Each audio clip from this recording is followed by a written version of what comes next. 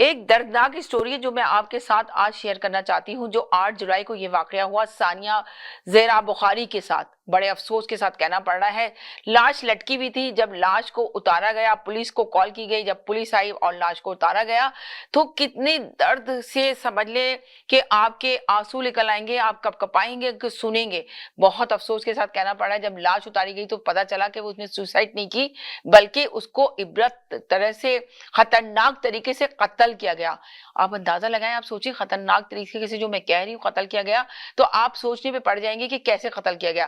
آپ سوچیں اس کی زبان کاٹ دی گئی لڑکی کی، اور اس کو جگہ جگہ سے ہتھوڑے مارے گئے، جگہ جگہ سے چھری سے نشان لگائے گئے اور کٹ لگائے گئے بری طرح۔ اس کا جسم پورا چھنی چھنی ہوا تھا، دیکھ کے عبرت ہو رہی تھی کہ کس طرح اس نے قتل کیا۔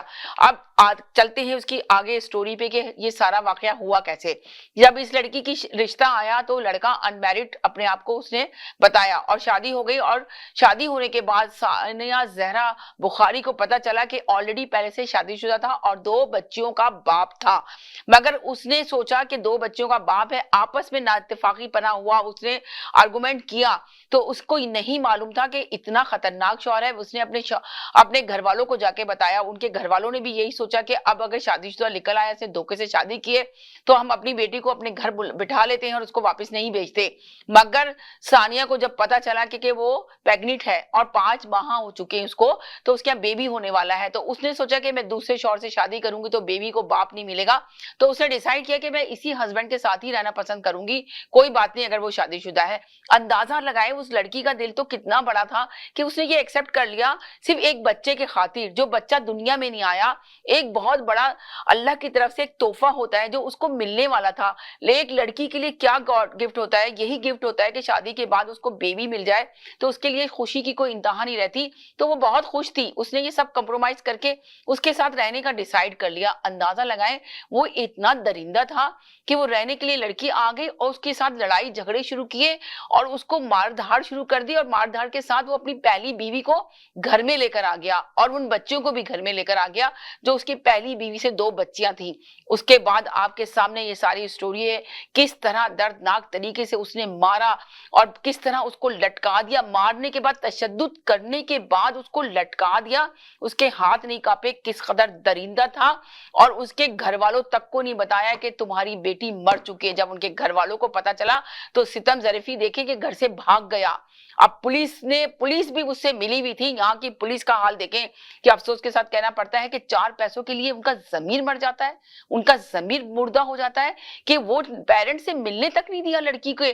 پیرنٹس جب آئے تو ان کی لاش تک جانے نہیں دیا۔ وہ جو لڑکے کی ماں تھی وہ کہہ رہی ہے کہ آپ نکلے، آپ نے کیا رونا دھونا شروع کیا ہوا ہے۔ ایک کی بیٹی چلی گئی، ان کا لخت جگر چلا گیا۔ اس پہ دیکھیں بیٹے کی ماں اس طرح کے ڈائلاگ بول رہی ہے۔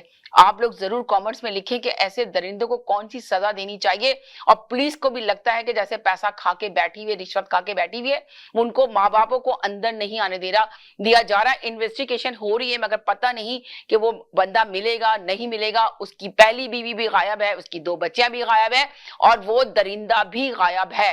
آپ لوگ ضرور بتائیے گا کہ ایسے درندوں کو کون سی سزا دینی چاہیے۔ میرا اپنی ذاتی رائے ہے کہ ان کو سڑک پہ بیٹھ کے تو سرے عام ان کو ایسی سزا دی جائے کہ ساری دنیا کے لیے عبرتناک سزا ثابت ہو، تاکہ کوئی دوسرا مرد کسی عورت کے ساتھ اس طرح کا ظلم نہ کر سکے۔ ظلم کرے تو کم سے کم اس کے ہاتھ ضرور کانپیں۔ لاسٹ میں بہت دل کی گہرائیوں سے مریم نواز صاحبہ کا شکریہ ادا کرتی ہوں کہ انہوں نے اس کیس پہ نوٹس لیا۔ واقعی میں انہوں نے یہ ثابت کر دیا کہ وہ ایک لیڈیز ہیں اور لیڈیز کا درد میں رکھتی ہیں دل کے اندر۔ جب ہی انہوں نے اس کیس پہ نوٹس لیا، اور میں پنجاب پولیس سے ریکویسٹ کرتی ہوں کہ ضرور اس کی انویسٹیگیشن کریں اور ضرور ثبوت لے کر آئیں۔ آپ لوگوں کو بھی اگر کوئی انفارمیشن دینی ہے تو ضرور ہمیں کامنٹس میں لکھیں، ہمیں ای میل کریں اور ہمیں ضرور بتائیں کہ اس کا انجام کیا ہونا چاہیے، اس آدمی کو کون سی سزا ہونی چاہیے۔